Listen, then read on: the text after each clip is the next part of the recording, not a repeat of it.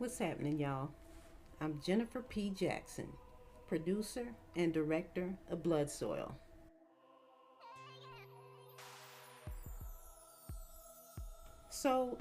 The story of BLOODSOIL. It's about these slaves who are doing this ritual. They are out in the woods. They've escaped and they are out in the woods doing this ritual. They are calling upon their ancestors to help them carry their pain.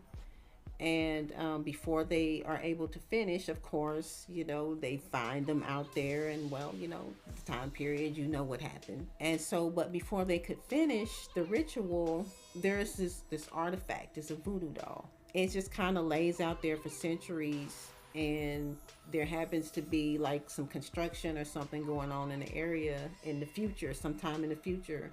One of the construction workers, he just kind of nonchalantly tosses it in the fire.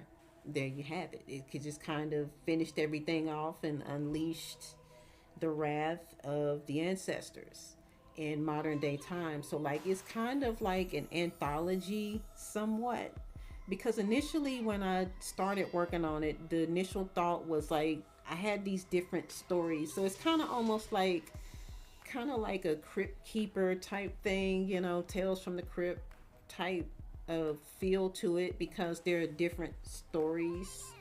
I didn't want to just do it like an anthology because I knew I had that story in the beginning, so I needed some kind of way to tie in what happened at the beginning to the stuff that was happening to make it make sense. And then I don't know, like I said, it just kind of wrote itself for the most part.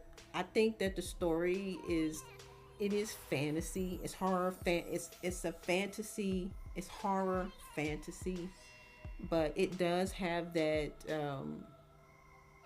tales from the crypt keeper type of thing. I personally like retro horror, so it just kind of gives me that feel, like Creep Show. I love a good creature feature, so it's got that retro creature feature type of vibe to it. Comic booky almost, comic. It's got that comic book type of vibe. It's got like the comic book style, but it's also got there's like a hybrid of so many things, I think, in the way Blood Soil is presented, because it kind of gives me the GTA with The Sims and Evil Dead. It's just like a mixture of all three of those. I'm not sure if I can really say those names, but